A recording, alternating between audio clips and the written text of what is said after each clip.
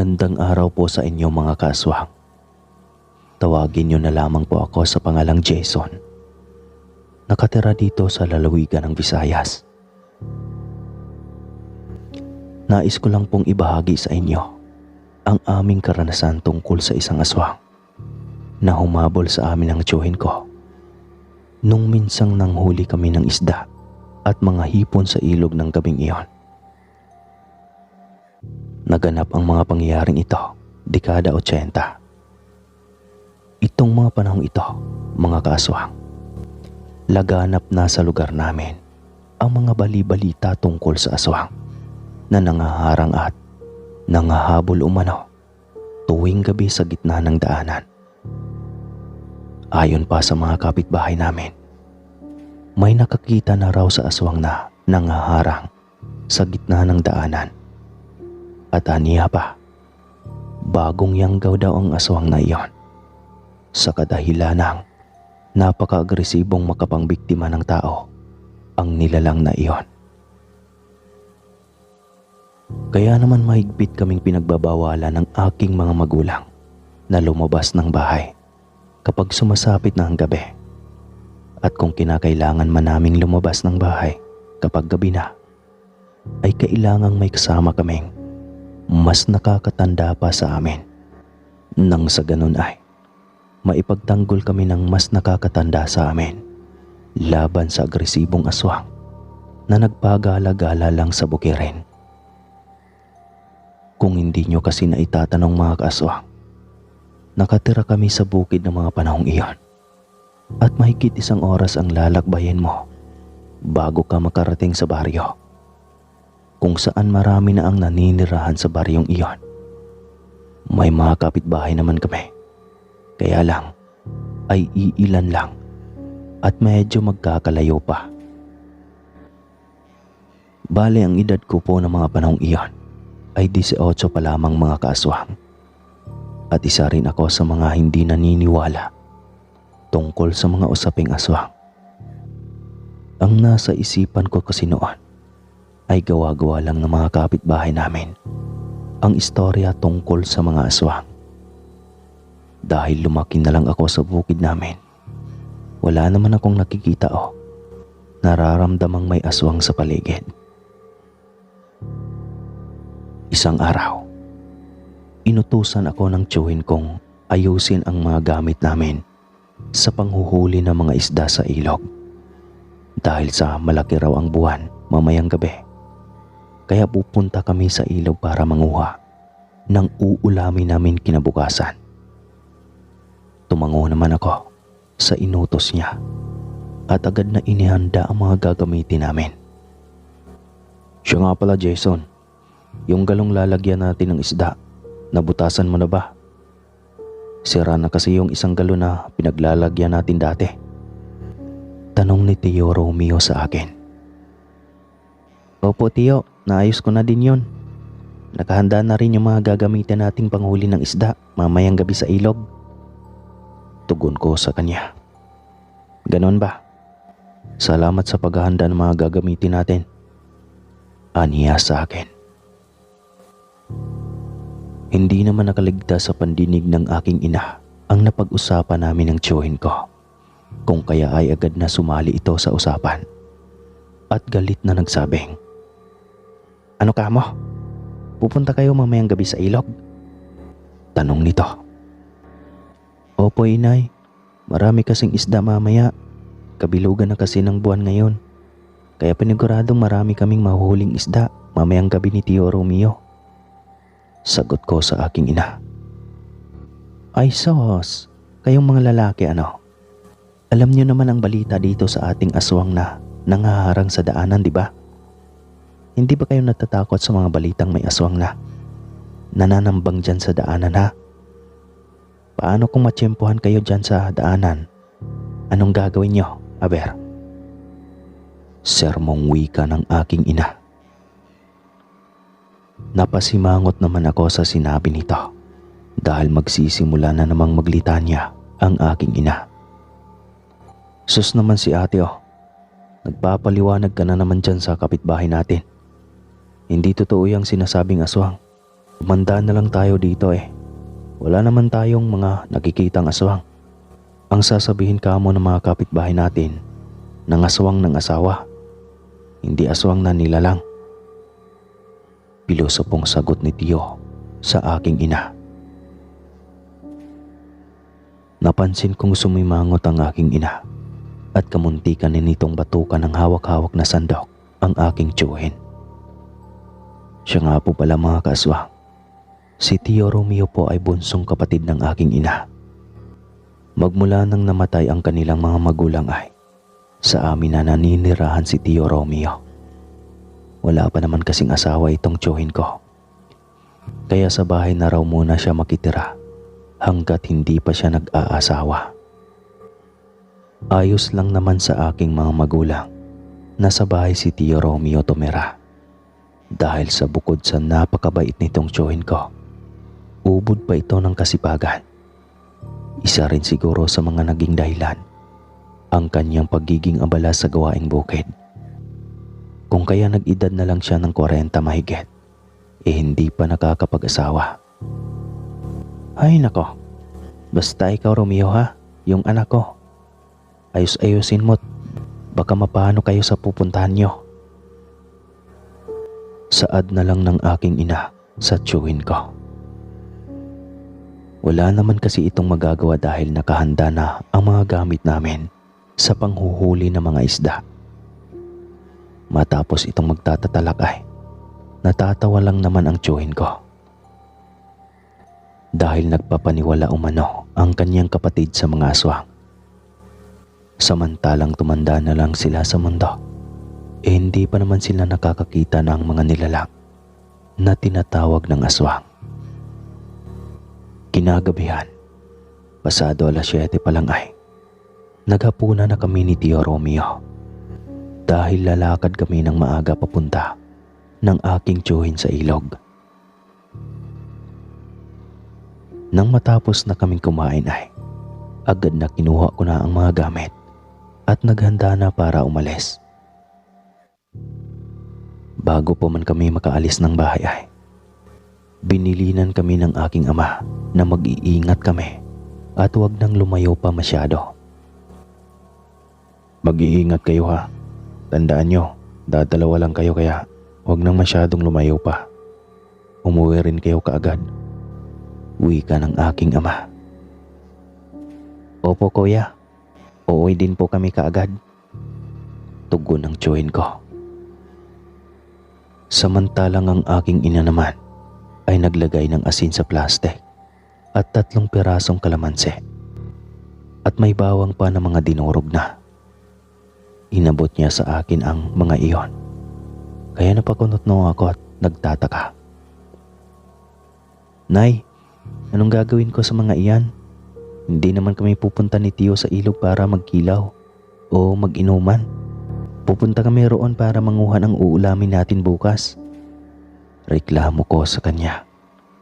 Sira, dalhin mo yan kasi proteksyon mo yan sa sarili para hindi ka malapitan ng aswang. Nalaman ko kasi sa mga kapitbahay natin na iyan daw ang pangontra sa mga aswang. Pahayag ng aking ina. Sus naman nanay oh, tigil-tigilan mo ng mga kapitbahay. Kung ano-ano na kasi ang mga nasasagap mong balita. Saway ko sa kanya. Nagtawa na naman kami ni Tio Romeo sa sinabi ng aking ina. Kaya mas lalo pang nainis ito. Nagdadadakdak na namang nagsabi. Pag kayo talaga makakita ng aswang dyan sa daanan, makikita nyo. Masasabi nyo talaga na totoo ang lahat ng mga sinasabi ko. Hindi lang puro chismis. Aniya pa. Iminimwestro pa ang kanyang mga kamay na akala mo'y nagtuturo. Ay naku nay, huwag kang nga magpapaniwala sa mga ganyan. Pati ikaw, nahahawaan na sa mga kapitbahay nating wala nang ibang ginawa kundi magchismisan sa labas ng bahay. Habang kunyari nagkukuto sa mga anak nila. Saway kong muli sa aking ina habang natatawa sa mga pinagagawa nito. Ah, basta. Ilagay mo na lang yan sa bulsa mo. Hindi naman matutunaw yung asin kasi nakabalot sa plastic yan. Tsaka yung kalamansi, iniwa ko na yan. Kapag may magtangkang lumapit sa yung hindi ka kilala at kahina-hinala, bigaan mo kaagad ng kalamansi. Maliwanag ba? Bilin niya sa akin. Para hindi na magdadadak-dak pa ang aking ina, ay sinagot ko na lang ito ng, "Oo na po. Sige na po, alis na kami, Nay." "O siya, sige. Mag-iingat kayo sa pupuntahan nyo." Bilin ulit ng aking ina. Binitbit ko na ang sibat na gagamitin ko sa panghuhuli at ang galong lagayan. Pagkatapos ay naglakad na kami patungo sa ilog na palaging pinagkukuhanan namin ng mga isda at hipon. Mahigit 20 minutos ang aming nilakad bago narating ang ilog. Nang makarating na kami sa ilog ay agad nang nanguha kami ng mga isdang tilapia at mga hipong nasa gilid lamang ng ilog. Masyado kaming naaliw sa panghuhuli ng mga isda ni Tio Romeo dahil kada hakbang namin ay may nakukuha kami sa gilid ng ilog. Kung kaya hindi na namin namalayang napapalayo na pala kami. "Nako, anong oras na? Mukhang malayo na tayo, Tio Romeo ah." Wika ko sa aking tiyuhin at tinanaw ang paligid ng ilog. "Oo nga, ano ba yan? Masyado kasi tayong naaliw sa pangunguhan ang uulamin natin eh. Hindi tuloy natin napansing napapalayo na pala tayo." Tugon nito. "Tara na pamangkin, uwi na tayo. Baka mag-alala na yung nanay mo sa bahay." Wika ulit ni Tio Romeo sa akin. Tumango naman ako sa sinabi niya dahil mabigat-bigat na rin ang bitbit kong galon sa kadahilanang puno na iyon ng laman. Agad na kaming umahon sa ilog at tinahak na ang talahiban para maghanap ng daanan pa uwi sa bahay. Habang tinatahak na namin ang talahiban ay panay tagpas naman ang tiyuhin ko ng mga damong matataas para may madaanan kami. "Mag-ingat ka, Jason ha. Baka matusok ka ng mga matutulis na kahoy dyan." Wika ni Tio Romeo sa akin. "Opo, Tio." Maiksing sagot ko sa kanya. Makalipas ang ilang minuto ay natunto na namin ang daanan kaya agad na kaming nagmadaling maglakad para makauwi na sa bahay. Habang naglalakad na kami, ay napapansin kong tila may kung anong presensya ang sumusunod sa amin ng aking tiyuhin. Kaya naman huminto ako sandali at napalingon sa likurang bahagi. "Hoy Jason, anong ginagawa mo riyan? Tara na't umuwi na tayo sa bahay nang sa ganun ay makapagbihis na tayo. Nilalamig na rin kasi ako."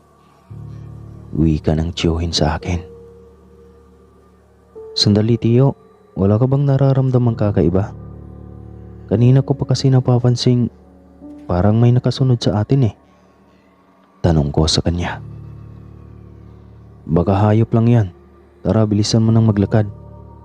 Wika niya sa akin. Nagmadali naman akong tumakbo papalapit sa kanya at nang tuluyan na akong makalapit ay sabay na kaming maglakad.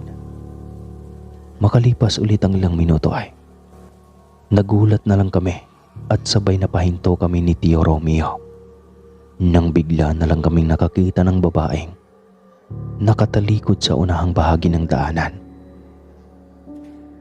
Napapansin naming tila may ginagawa ng kung ano ang babae. Kahit na nakatalikod ito ay mapapansin mong parang may isinusubo at nginunguya ito. Dahil sa pag-alog ng mga balikat nito, agad naman akong pinahinto ni Tio Romeo at hinarangan gamit ang kanang braso. "Tio, bakit?" Pagtatakang tanong ko sa kanya. "Shh! Huwag kang maingay. Baka marinig ka ng babae sa harapan." Bulong niya sa akin at iginaya ako sa gilid ng daanan para makapagkubli sa talahiban. "Anong ginagawa ng babae yan dito sa gitna ng bukid? Sa 10 oras na ng gabi, Tio?" Bulong ko sa aking tiyuhin. Hindi ko alam. Yun nga rin ang tinatanong ko sa sarili ko kung anong ginagawa ng babaeng yan dito sa bukid. Tugon niya. Naghintay pa kami ng ilang sandali at nagbaka sakaling umalis ang babae. Ngunit sa kasamaang palad ay lumipas na siguro ang mahigit 10 minuto ay hindi pa rin ito umaalis. Kung kaya wala na kaming ibang paraan kundi ang magkunwaring hindi ito napansin. At magmamadali na lang kaming maglakad kapag malapit na kami sa babae. Tumango naman ako sa suhestyon ng aking tiyuhin at inutusan niya akong ihanda ang sibat ko. Baka kasi totoo nga ang sinasabi ng aking ina na may aswang ng babae nga ang nananambang sa bukid namin. Nung akmang maglalakad na sana kami ay sa hindi sinasadyang napatid ko ang bato. Kaya napaaray ako na siyang dahilan kung kaya napalingon ng biglaan ang babae. Kulang na lang ay panawan ako ng ulirat mga kaaswang nang lumingon sa amin ang babae. Sa kadahilan ng punong-puno ng likidong kulay pula ang mukha nito. Sabog-sabog ang mga buhok at nagtataasan na animoy. Hinangin ng napakalakas. Namumula ang mga matang nagbabaga na para bang uling na may siga. Habang ang bibig naman ng babae ay punong-puno ng mga lamang loob na nanggagaling sa hayop na kinakain nito. May hawak-hawak pa ito na sa tingin ko ay bituka iyon ng hayop.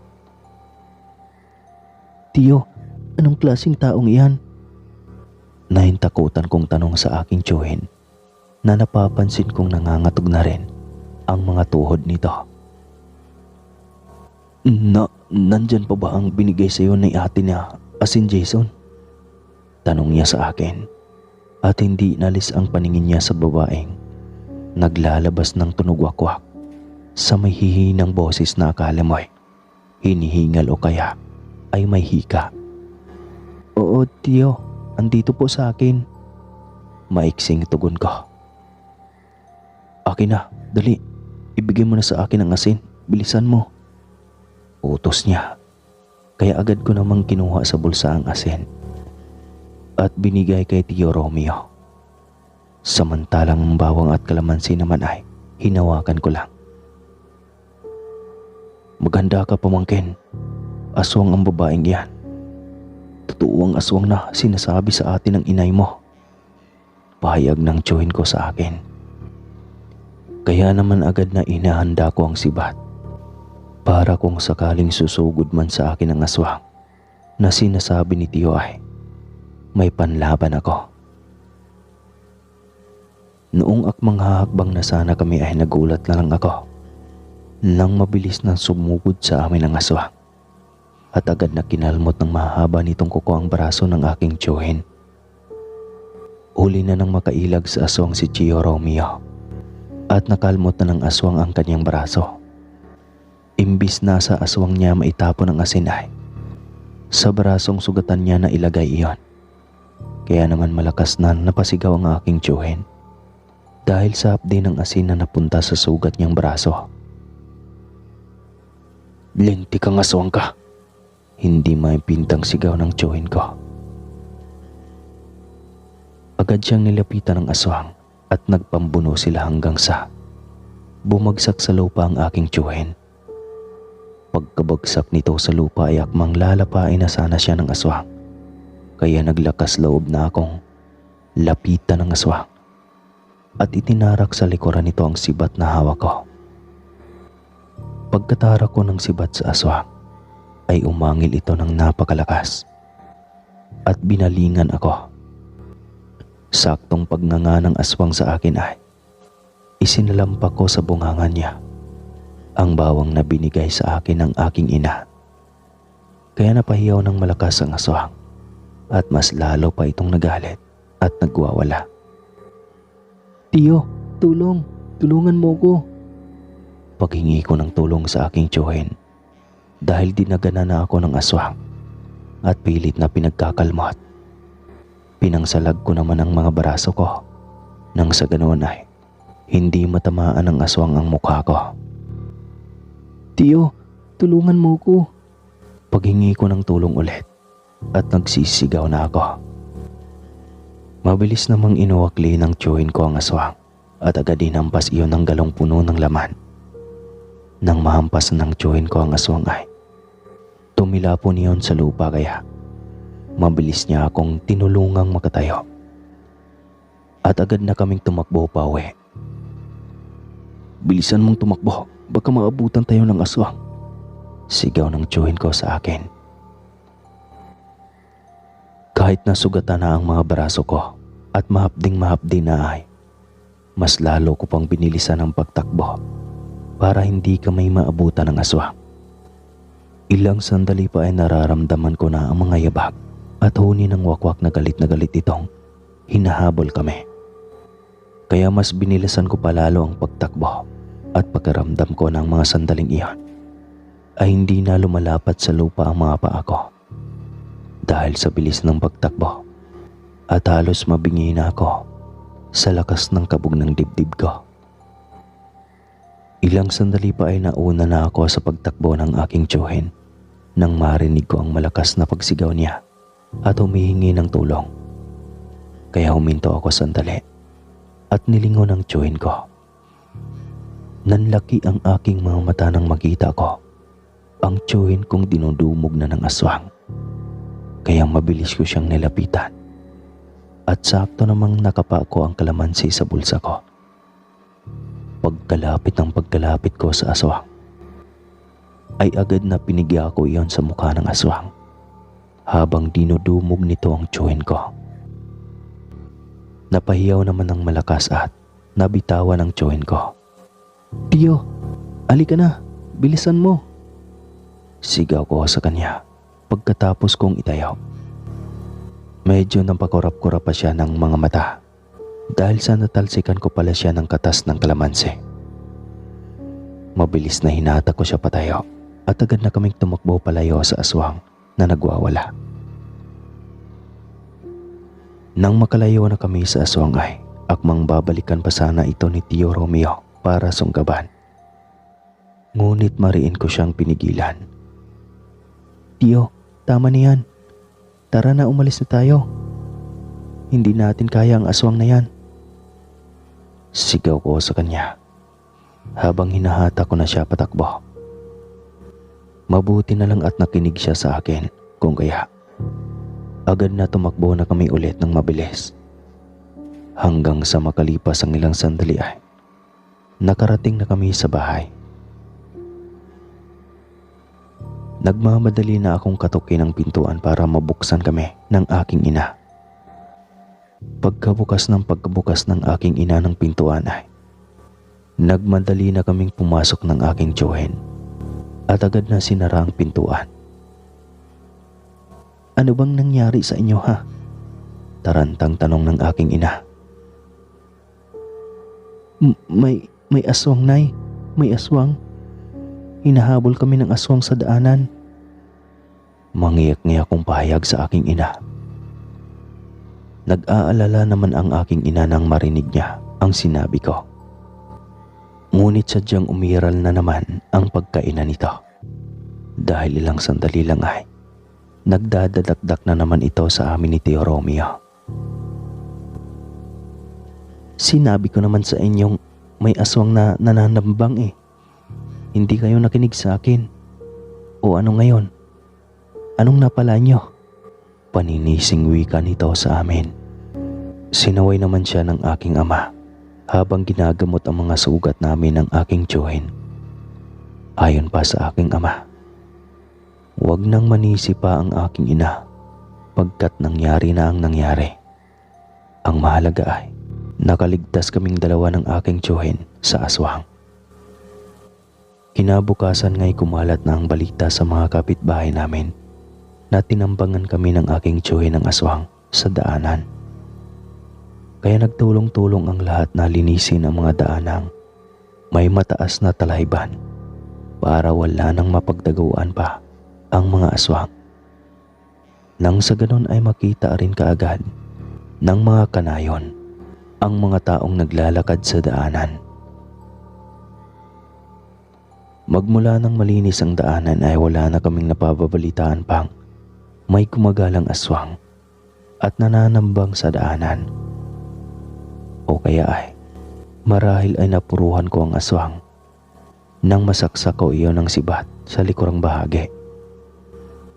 Dahil makalipas lang ang isang linggo ay may nabalitaan kaming may dalagang namatay sa ibang baryo dahil umano nasaksak sa likurang bahagi ng kanyang katawan.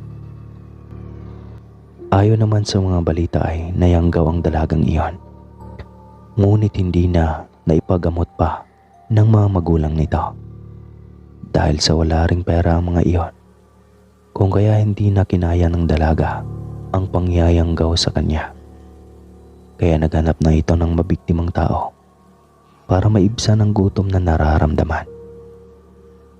Kung kaya may nakasagupa itong tao at sinaksak sa likurang bahagi na siyang dahilan kaya ikinamatay ng dalaga.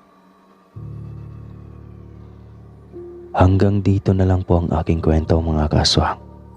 Maraming salamat po. Lubos na gumagalang, Jason.